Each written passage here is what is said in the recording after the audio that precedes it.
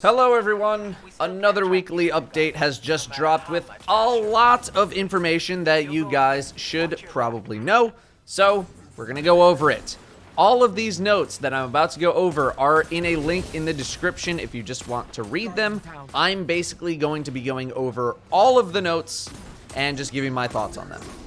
First up, let's go over the July schedule real quick. We got Iron Banner on the 10th. We got Guardian Con on the 13th and 14th in Tampa, Florida. I will be there, by the way, guardiancon.co for more information. Then July 17th is patch 1.2.3, along with the final faction rally of the season. I don't know why it's so early. Then July 31st is the Solstice of Heroes event, which was not really talked about at all in this update. Alright, patch 1.2.3, we got some Crucible changes coming in. Quick Play is going to 6v6. Supremacy is getting removed from the pool of game modes. Control win score is going up to 150, and control nodes will start as neutral instead of pre-captured. Clash win score is going up to 100. The bomb fuse timer for countdown is going down to 35 seconds from 40. Rumble will be a full-time playlist, and Supremacy will be added to the weekly featured playlist, bumped up to 6v6, and updated with a 150 win score condition. Any thoughts on this? Not really. I'm one of the few people that does not like 6v6 in Destiny 2, just not a big fan of it. It's not like I was playing a ton of Crucible, and no one cares about what I think about Crucible anyway, so let's just move on. You'll now be able to earn Valor rank from Competitive, Crucible Labs, Iron Banner, and Trials. So that's pretty good. And by now, I mean in the update. Joining a game in progress will now protect your Valor win streak for that game. So if you lose that game, that join in progress game that you just joined, you will not lose your winning streak. But if you win, then your streak will keep going. That's very good. Players will now be matched using their glory rank. Why was it not like this in the first place? I do not understand. But now you'll be matched with your glory rank instead of your hidden MMR. So now your glory rank will actually represent something instead of just being a number based on how much you grinded competitive. Good. This is how it should have been in the first place. Glory loss streaks will be tuned to be less punishing over time, so consecutive losses will be less punishing than they are right now, but streaks will still cap at 5, and all rank streaks will no longer reset once they hit their cap. I guess Bungie is still adamant about keeping the loss streak, despite very few people liking the loss streak, if there's actually anyone who does. I think that's the one thing that the community has been unified in with regards to their opinion about the loss streak. I don't think anybody likes it. Overwatch used to have a brutal loss rating multiplier, so if you lost a lot in a row, you would lose a lot of ranking. It got tuned down significantly to the point where it doesn't even feel like it exists anymore. So here's hoping the loss streak in Destiny 2 eventually finds its way into the garbage. Maybe now I will actually play competitive with these changes. Who knows? You know, my biggest fear was running into a 4-stack all at 3,500 to 5,500 ranking as someone who's literally never played competitive yet. Moving on to Prestige Raid Lairs. They are coming, finally, with update 1.2.3. And Bungie is going to be sticking with the curated loadout challenge, where there will be a set of weapon archetypes that you need to use, along with a set of 3 rotating activity modifiers. 2 of them are new. The other one is Prism, which is the modifier that rotates which element is the most powerful. So start leveling those hard lights and those Borealises. Boreali, whatever. So curated loadouts, they will be active in Prestige Spire of Stars and Eater of Worlds. Prestige Leviathan is just going to be staying how it is right now. The loadouts are based on archetype. So you might see SMG auto rifle rocket or pulse rifle SMG sniper or something like that. It won't be specific weapons that you need to use. Loadouts are not locked, so you can switch weapons while in the raid. They just need to be the correct archetype. The two new modifiers were built with the raids in mind and are designed to provide players with advantages over their enemies, quote, when they lean into it. They, I assume, meaning the players. The goal was to change up how you do the raid, break away from the typical weapon sets and strategies, and basically getting away from the norm. However, the encounters will not be receiving any mechanical changes. The normal modes of the raid lairs were designed from the get-go to be the most complete forms of the encounters. For Eater of Worlds, I feel like they could have made one or two changes. There was enough wiggle room in there to push the encounter to being even harder if they really wanted to. But I think Ku'ur is one of the most mechanically demanding encounters in all of Destiny raids already. If they wanted to make it so, you know, you needed to destroy 3 ships instead of 2, maybe that's fine, but adding even more mechanical changes might have been a little too much for that encounter. I would have welcomed them, but I understand.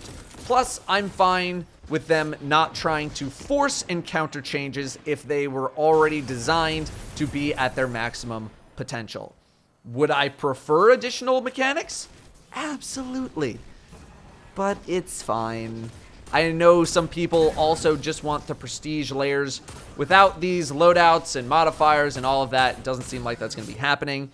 But I also feel like people who are actually going to be attempting to do these Prestige Raid Lairs are probably open to the idea of being challenged in different ways. Maybe. I hope. I don't know. A man can dream. Alright, so that's all good and fine and good. Fine. But what is the point? Well, the only way to get power level 400 weapons before Forsaken is by completing Prestige, Spire, or Eater of Worlds. Every time you complete all of the encounters in a Prestige Raid Lair, you will get a 400 power raid weapon. And the weapon can be from any raid activity. So, this means you can maybe grab a Midnight Coup from Spire of Stars. That's pretty nice. You'll also get access to the raid ornaments. Hopefully they've been made a little more interesting since we last saw them. Not going to hold my breath for that. And you'll also have a chance at getting a Masterwork Catalyst, I assume for Legend of Acreus, only in those activities. 400 power level armor will come from the Summer Solstice event, which, again, we got no information about. You'll be able to do all of the Prestige raids in a single reset if you want to. They are not limited to 1 per week like Bungie was going to maybe do. All of them will be open, which is good. However, both raid lairs will have Prestige modes unlocked at the same time on the 17th. They will not be staggered. This sort of ruins the world first chase for their completions, but since there aren't any mechanical changes, I'm not too bent out of shape about this. I know the ultra hardcore PvE community is upset about this, but I'm sure the vast majority of all of you watching do not give a single gosh dang it about this. However, it would not surprise me if Bungie maybe reconsidered opening up both raid lairs at the same time and instead staggered them.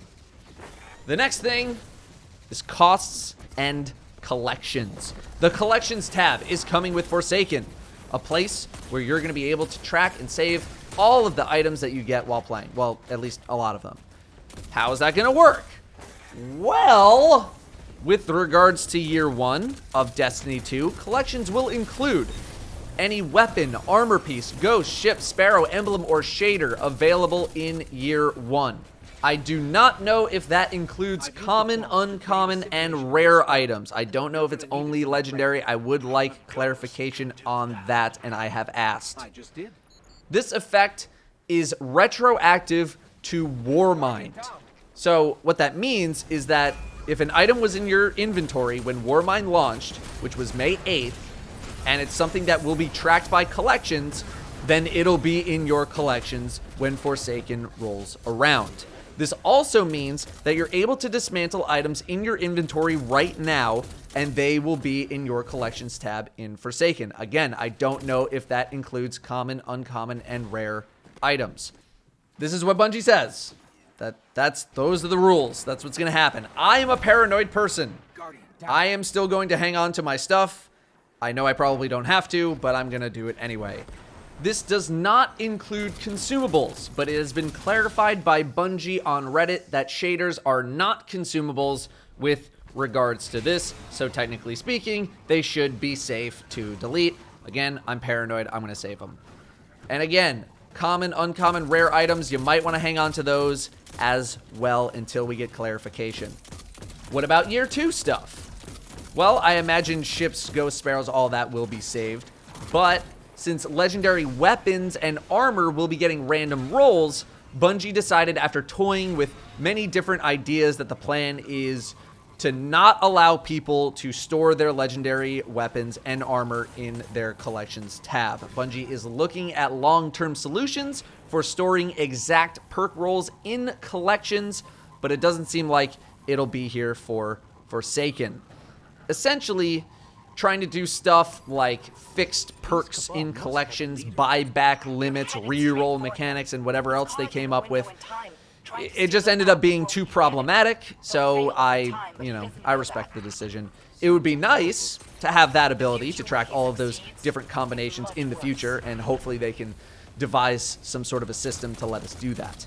The costs to rebuy items from your collection will be disclosed in the future. I think they said that they're still working on that. Items bought from your collection will not be at your current power level, but it'll be close. You'll still need to infuse them to get them up to max power, and this was done to avoid any sort of leveling exploits. What about shaders then? I'm just going to quote Bungie directly on this one. Quote, we can say that they, shaders, will have a cost to reacquire from collections, but there will no longer be a cost to apply shaders to gear. Here's a quick example.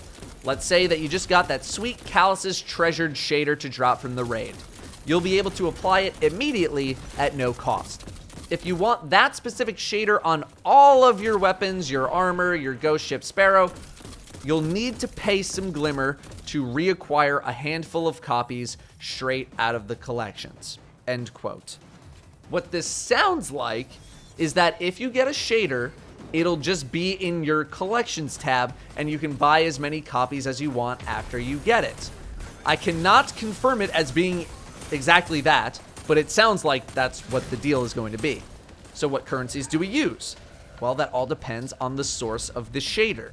If it's from gameplay and therefore dismantles into Glimmer, then you'll use Glimmer to buy extra copies. If it's from Eververse and therefore dismantles into Bright Dust, then you will use Bright Dust to buy extra copies.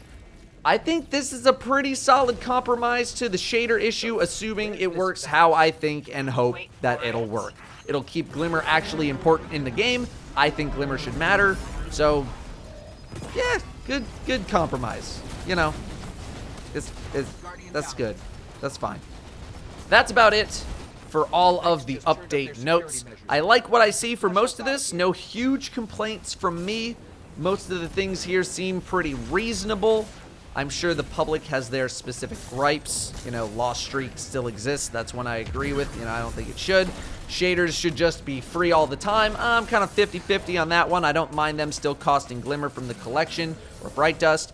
Prestige Raid loadouts is something I'm very interested in, but others just want a typical Prestige experience or wanted mechanical changes. Totally respect those desires as well. That's all I got. Just a ton of new information that people ought to know for Forsaken. Also, we got the high score on the Nightfall with Sneaky and Toes. Yeah, buddy. I'll upload that run soon for the 7 people who are still interested in Nightfall high score runs. Thank you for watching. I'll see you next time.